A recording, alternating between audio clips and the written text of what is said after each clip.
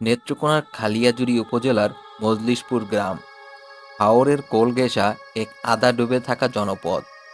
বছরের অর্ধেক সময় পানি থাকে গ্রামের পেছনের কবরস্থানে, আর সেই পানির নিচেই ডুবে থাকে সেই শিরীষ গাছটি, যার গোড়ায় বসে শতবর্ষী এক লোক।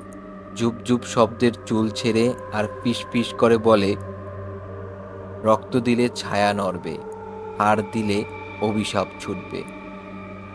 গ্রামের মানুষ তাকে ফকির বলে ডাকে, কিন্তু কেউ তাকে আল্লাহওয়ালা ভাবে না। তার নাম কেউ জানে না, কিন্তু ভয় পেয়ে সবাই ডাকে কালো ফকির। এই ফকিরের মাথা ভর্তি লম্বা পাকা চুল, যেটা নাকি সে কখনো কাটেনি। জন্ম থেকেই এই চুলে বাঁধা পড়ে আছে শত আত্মার কান্না আর শত পরিবারের ধ্বংসের শিকল। লোক মুখে বলে, ওর একটি চুল যদি পানিতে পড়ে, তবে সেই পানিতে নাকি জিন নেমে আসে। এমনই এক অন্ধকার সময়ে শহীদ মিয়ার ছেলে ওসমান কুয়েতে পাড়ি জমায়। অনেক পরিশ্রম করে টাকা পাঠায় দেশে, কিন্তু সে টাকাগুলো সরাসরি যায় তার স্ত্রীর বাবার অ্যাকাউন্টে। ওসমানের বউ শাপলা প্রথম থেকেই হিংসুটে ছিল। সে চায় না শ্বশুরবাড়ির কেউ ভালো থাকুক, আর নিজের শাশুড়ি, যার দাপটে সে কখনো মাথা তুলে কথা বলতে পারেনি, তার জন্য সে গোপনে রক্ত গরম করতে থাকে। শুনেছে কালো ফকির নাকি সম্পর্কের ভিতর কাটা দিতে পারে। এক দুপুরে সে গোপনে যায় ফকিরের কাছে, রক্ত নিয়ে নয়, বরং স্বামীর গামের জামা আর শাশুড়ির আঁচলের টুকরো নিয়ে। ফকির তার চুলের গিঁট খুলে একটা চুল তুলে চোখের সামনে ধরল, বলল, দুটো নাম, এক বান, প্রথমে ছায়া যাবে, তারপর শরীর। সেই রাত থেকেই সাত্তার মিয়ার পরিবারে শুরু হয় বিভীষিকা। প্রথমে ওসমানের ছোট ভাইয়ের শরীর খারাপ হতে থাকে। সে মাঝরাতে জেগে ওঠে, বলে, আমাকে কেউ জানি কবর থেকে ডাকছে। বাবা হাত ধরছে না। 2 মাসের মধ্যেই সেই ছেলে একদিন বিকেলে বসে বসে হেসে হেসে নিঃশ্বাস বন্ধ করে মারা যায়। তারপর শুরু হয় শাশুড়ির অবস্থা খারাপ হওয়া। সে হঠাৎ করে কথা ভুলে যায় নাম, অদৃশ্য কারো সাথে কথা বলতে থাকে। কখনো বলে, শাপলার দুধ খাইছি, ও তো এখন রান্নাঘরের নিচে থাকে, ও বলে উঠতে পারবে না। সবাই ভাবে বয়স্কদের বাতিক হয়তো, কিন্তু আসলে সে যে নিজেই শাপলার দাস হয়ে গিয়েছে তা বুঝতে পারে না কেউই। এর কিছুদিন পর সাত্তার মিয়া হাঁটুতে ব্যথা নিয়ে বিছানায় পড়ে যান। শরীর এতটাই খারাপ হয় যে একদিন রাতে টয়লেটেই মৃত্যু হয় তার। মৃত্যুর পর শাপলা হঠাৎ করে বলে বসে, ওর জায়গাটা আমারই হবার কথা ছিল, ও আগে কেন গেল। শেফালি আক্তার ছোট ছেলের বউ, সবার আচরণ দেখে স্তব্ধ হয়ে যায়। তার স্বামী ধীরে ধীরে শুকিয়ে যাচ্ছে। রাতে ঘুমের মধ্যে বলে, আমি তার হাতে হাত দেইনি, ও এখন আমার পিঠে বসে। তার চোখ কোটরের ভিতর ঢুকে যাচ্ছে, শরীর কঙ্কালের মতো হয়ে যাচ্ছে। শেফালি ভয় পেয়ে নিজের মাকে জানায় সেই কথাগুলো। তার মা তার ভাইকে খবর দেয় একজন হাফেজের সাথে দেখা করার জন্য, যিনি কোরআনের শক্তি দিয়ে বহু মানুষকে সাহায্য করেছিলেন নাকি। তিনি নিজে এসে বসেন শেফালির ঘরে। কোরআন তেলাওয়াত শুরু করলে প্রথমেই তার সামনে বাতি নিভে যায়। এরপর দরজার ফাঁক দিয়ে ভেতরে আসে বাতাস নয়, বরং একটি জীর্ণ ধুলোভরা চুলের গোছা। তারপর শোনা যায় ফিস ফিস শব্দ, তুই চুলে হাত দিস না হাফেজ, না হলে তোর দাড়ি রক্তে রঙাবো। হাফেজ ভয় পায় না, সে জোরে পড়তে থাকে কোরআনের তেলাওয়াত। হঠাৎ ওসমানের শরীর কাঁপতে থাকে। সে দাঁড়িয়ে বলে, চুলে হাত দিলে মরবি, আমার চুল, আমার বান, ও এখন আমার ভেতরে। চোখের পাতা না ফেলেই হাফেজ জোরে সূরা বাকারা পড়তে থাকে। কক্ষের দেয়ালে জ্বালানো আগরবাতি হঠাৎ উল্টো ঘুরতে থাকে। তারপর জানালার কাঁচ ফেটে যায়। একটা ভয়ঙ্কর নারী কণ্ঠ চিৎকার করে ওঠে,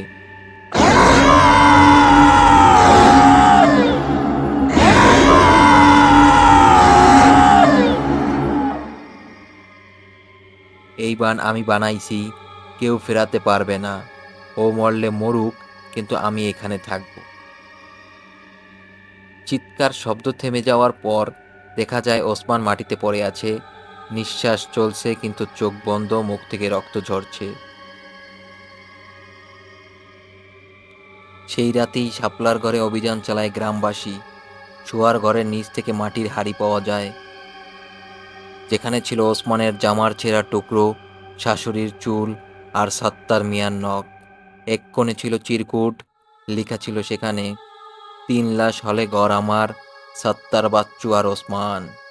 গ্রামবাসীরা হাড়ি নদীতে ছুঁড়ে ফেলে আর ফকিরের শিরীষ গাছ কেটে ফেলে আগুন দেয়। তবে গাছ কাটার সময় একজন বৃদ্ধ বলে উঠেছিল, চুল পুড়লে ছায়া যায় না, ছায়া থাকে চিরকাল। ওসমান এখনো বেঁচে আছে, কিন্তু সে স্বাভাবিক নয়। তার গলায় এখন অন্য স্বর শোনা যায়। শাপলা, সে হঠাৎ একদিন নিখোঁজ হয়। কেউ জানে না কোথায় গেছে সে, কিন্তু কেউ কেউ বলে তার চুলে নাকি এখনো বাতাস লাগে না। আর কালো ফকির, কেউ দেখে না, কেউ ডাকে না, তবুও মাঝরাতে কবরের পানি নড়ে আর শোনা যায় এক ফিস ফিস করা আওয়াজ। চুল একটা গেলে ঘর একটাও বাঁচে না।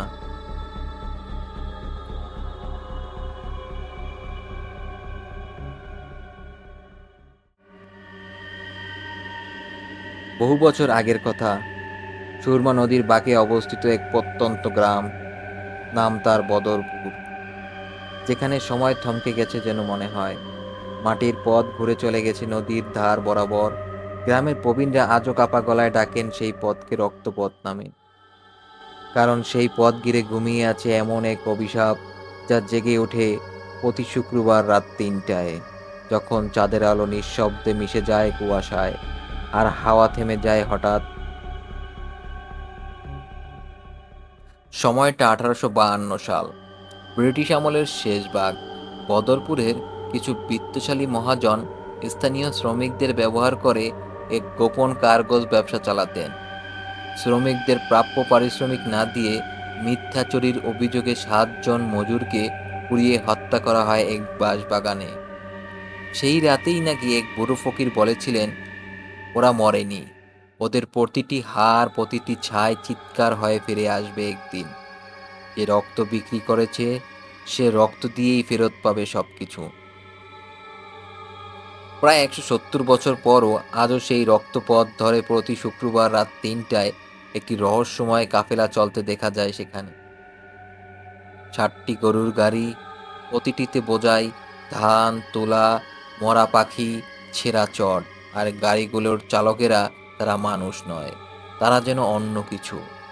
তাদের চোখ নেই, মুখ নেই, হাড়ের গহরে পোড়া মাংসের গন্ধ ছড়ায়। তারা কথা বলে না, শুধু গলায় গমগমে আওয়াজে উচ্চারণ করে, তুমি আমাদের রক্ত বিক্রি করেছ। যারা এই আওয়াজ শোনে, তাদের শরীরে শুরু হয় পচন। প্রথমে রক্ত শুকিয়ে আসে, তারপর নখ ভেঙে পড়ে, চোখের নিচ কালো ছায়া জমে যায়, শেষমেশ তারা উধাও হয়ে যায় কাউকে কিছু না বলেই। 2021 সালের মার্চ মাস। বদরপুরের এক কিশোর, নাম তার জাহাঙ্গীর, যে শহর থেকে পড়াশোনা করে সদ্য গ্রামে ফিরেছিল। শুনেছিল দাদার মুখে এক কাহিনী। দাদা বলতেন, তোর রক্তে পাপ আছে, তোর পূর্বপুরুষ ছিল সেই মহাজনের একজন, ওরা একদিন তোকেও ডাকবে। জাহাঙ্গীর বিশ্বাস করত না তার দাদার কথাগুলি, বরং সে সিদ্ধান্ত নেয় কাফেলার রহস্য খুঁজবে। শুক্রবার রাতে পরিবারের নিষেধ থাকা উপেক্ষা করে সে রক্তপথে গিয়ে দাঁড়ায়। নির্ধারিত সময়েই কুয়াশা ঘন আস্তরণ ছিঁড়ে আসতে থাকে সেই কাফেলা। 60টি গরুর গাড়ি, সামনে 7 জন চালক। তারা ধীরে ধীরে এগিয়ে আসে, অথচ গরুর পা মাটিতে পড়ে না। বাতাসে ভেসে ভেসে আসছিল তার দিকে যেন। জাহাঙ্গীর তাদের দিকে তাকাতেই একে একে তার নাক, মুখ, চোখ দিয়ে রক্ত গড়িয়ে পড়ে। সে কান্না করতে চায়, গলা আটকে আসে। হঠাৎ সে দেখতে পায় কাফেলার এক গাড়িতে বসে আছে এক ছোট্ট মেয়ে, চুল ছেঁড়া, চোখের জায়গায় ফাঁকা গর্ত। সে কাঁদতে কাঁদতে বলে, আমার নাম ছিল সাজেদা, তোর দাদা আমাদের আগুনে ফেলেছিল, আজ তুই পাবি তার মূল্য। সকালে জাহাঙ্গীরকে পাওয়া যায় রাস্তার ধারে বসে থাকতে, নিঃশব্দ, নিস্পন্দন, যার কপালে শুকিয়ে গেছে রক্ত, আর পাশের দেয়ালে লেখা ছিল রক্তের অক্ষরে একটি বাক্য, যাদের পাপে জন্ম তাদের পথেই ফিরে আসে জাহালার কাফেলা। সেই দিন থেকেই গ্রামের মানুষের মনে গেঁথে গেছে এক ভয়। ১ মাসে ৪ জন মানুষ উধাও হয়ে যায় হঠাৎ করেই। কেউ বলে পাগল হয়ে বনেদি গেছে, কেউ বলে কাফেলার নতুন চালক হয়ে গেছে নাকি। একবার গ্রামের হাফেজ মোজাল্লেম সাহেব, যিনি পীর ফকিরদের মতো সূরা বাকারা পাঠ করতেন, সেই কাফেলার সামনে দাঁড়িয়ে সূরা পড়া শুরু করেন। মাত্র এক আয়াত শেষ করতে না করতেই তার মুখ দিয়ে লাল ফেনা বের হতে থাকে। চোখ পেছনে গড়িয়ে পড়ে, গলা থেকে উঠে আসে কাদায় ভেজা গণবমি। তার শেষ চিৎকার ছিল, এরা পীর না, এরা জাহান্নামের ছায়া, মানুষের পাপে জন্ম নেয়া জিন, বাঁচাও নইলে পালাও। তারপর নিস্তব্ধতা।